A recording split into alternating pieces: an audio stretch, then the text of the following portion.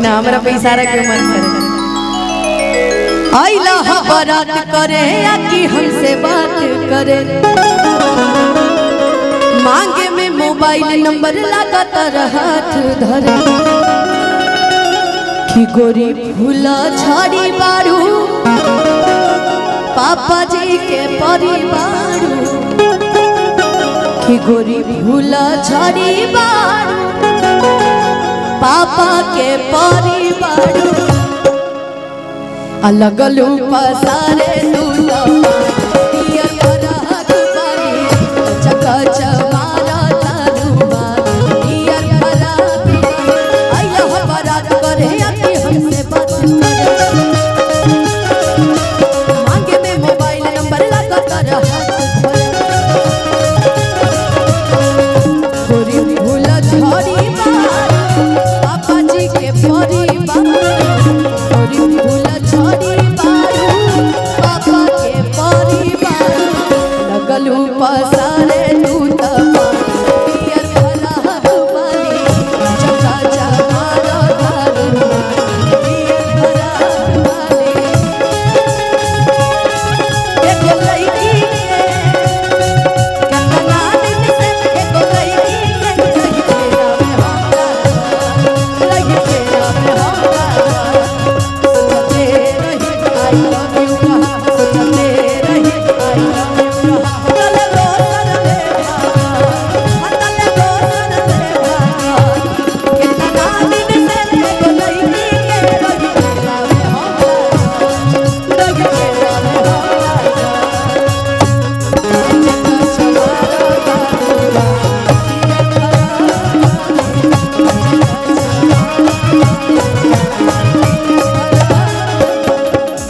देखिए धनु भैया अब पूरा जितना भी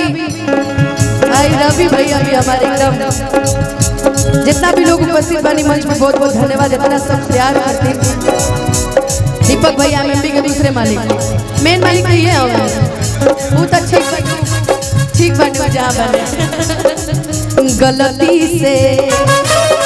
अरे गलती से ये जान टकरा गई हो गलती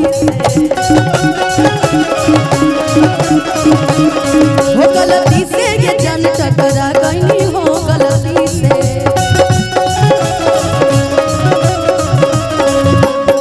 लड़की के देखी पगल आइल बड़का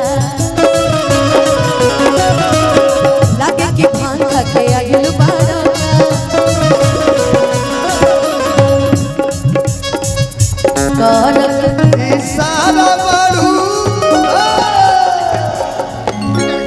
भैया एक बार हम एक बात बोलना चाहेंगे आप लोगों के बीच कि कोरोना के टाइम पे हम दोनों मिले थे पहली बार स्टूडियो में, जबकि पहला गाना हम लोग रिकॉर्ड किए थे पुदीना। और वो एक गाना ऐसा है कि उस गाने से तीन लोगों का नहीं चार लोगों का कैरियर बना। रवि पंडित, माही श्रीवास्तव, अनुपमा यादव और आप सबके भाई प्रियांशु सिंह। तो हम चाहेंगे एक बार अनुपमा यादव जी के लिए एक बार जोरदार ताली होनी चाहिए, क्योंकि एक सबसे बड़ी बात यह है कि अनुपमा यादव उनका नाम है कि जिस गाने में ये आवाज दी है वो गाना सुपर डुपर हिट रहा है। एक बार जोर से ताली हो जानी चाहिए। और कहेगा भैया कि करो तो इशारा बारू कि अरे कहत यावारा बारू कि करो तो इशारा बारू कि कहत यावारा बारू अब भड़क गेलू कहिलो पमाजा पियर फराक वाले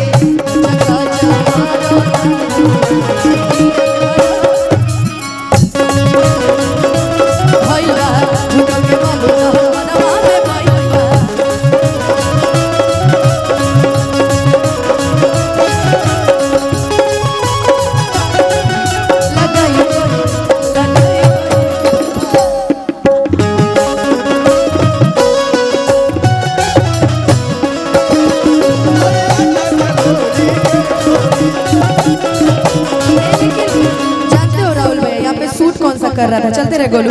कहाँ के बाबू तू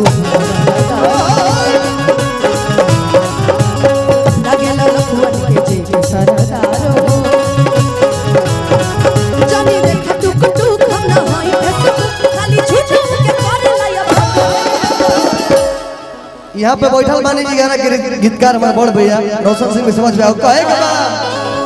कि उमर तोर सतरे सतरे जवान चढ़ो सतरे सतरे बढ़ावले बखतरे कमरिया सतरे सतरे उमर तोर सतरे सतरे जवान चढ़ो सतरे सतरे बढ़ावले बखतरे सतरे कमरिया सतरे सतरे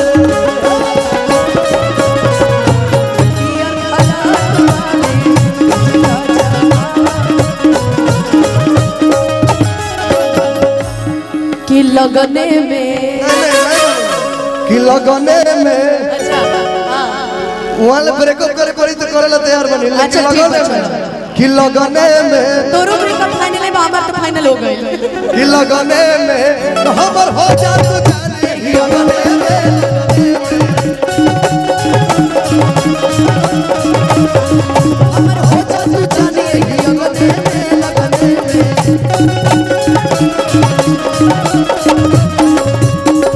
इसको गाने पता कैसे मजा आएगा रवि भैया ये बताते हैं आप वहाँ सामने बैठिए हम आपको इशारा करेंगे बैठिए सामने बैठिए इनको हम इशारा करेंगे देखो ऐसे ए इधर देखिएगा तब ना कि वहाँ का इशारा करने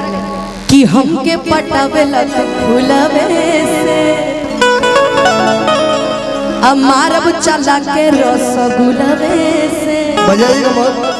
तो आगे आगे रवि खोई है अब पीछे रोशन कवि खोई है अरे हमारा आगे आगे आंसू खोई है अब पीछे पीरी आंसू खोई है दीपकों के मान दी हनुआ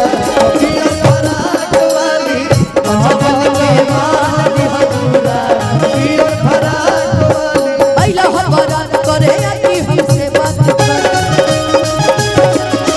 मांगे में मोबाइल नंबर लगाता रहा गोरी फूला झाड़े मारू पापा के पानी मारू गोरी फूला झाड़े मारू पापा के पानी मारू लगलू पसारे पिया फराक वाली पंचमा लेकिन जानते हो इसी में सोना चांदी ले भूखी रुपया ले बुहो एक करे जा तू भरे जा कन्हैया ले बुहो कि सोना चांदी ले भूखी रुपया ले बुहो कि एक करे जा तू भरे जा कन्हैया ले बुहो आ दिल में जगह देवे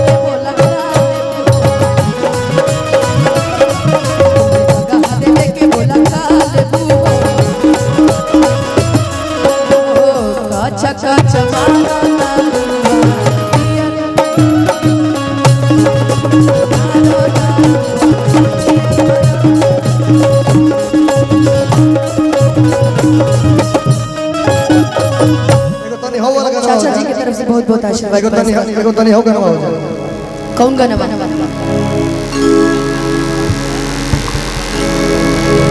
गोरी होकर बड़ा जाए लजे कौन गाना कि पी गइल बड़ा सारा लज शरम घोर के अरे जाला ना कमाए बड़ा चूल्ही है गोर आज के उनके घर पे है उनका लिखा हुआ गाना है उनका भी तो गाना होना चाहिए हाँ यार कि ऐसे बतियावा कि जो निकलिए से हमार चटकन त सटब हो देवलिए से कि एगो चुमा नाची खइबू ठललिए से एगो चुमा नाची खइबू ठललिए से टलिया जाके सौ दिन गलिए से हो पी गइल बड़ा सारा लाज शरम घोर के जाला ना कमाए बड़ा चूल्ही है गोर के ऐसे बतियावा जो निकलिए से ऐसे बतियावा जो निकलिए से जे आपके लगे पोस्ट करता हूं कर खाते कहो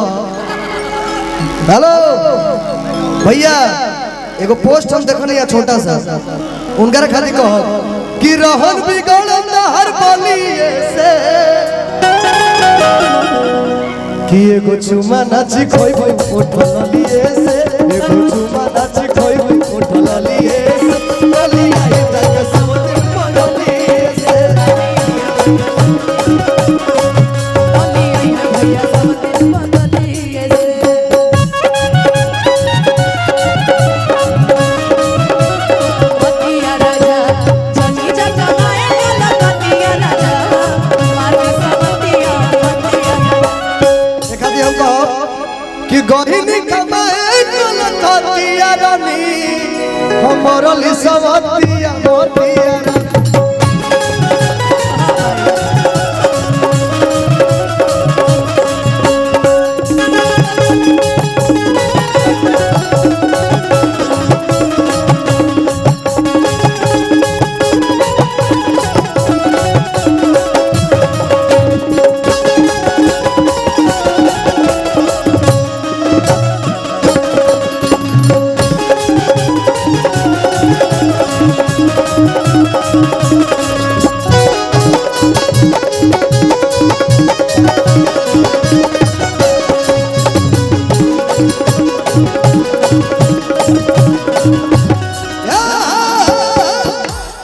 कि हऊ में हर माथा पचढ़ा अजनी बाते बात हमसे तू लड़ा कि हऊ में हर माथा पचढ़ा जनी बाते बात हमसे तू लड़ा जनी बातें बातें हमसे झगड़ा हो कि बानी कीन के ले आगिल तो है जावे में आ हमरा बतिया के रखाना ले जावे में। हाँ तो ठीक बा तब बढ़े लगी प्यार ही मलिए से कि धनी पछताइबू अपना चलिए से तो ये कुछ ताली धीरे धीरे होना चाहिए एही में जोर से गड़गड़ा के तो ये कुछ नाची खोइबू उठल लिए से ये कुछ नाची खोइबू उठल लिए से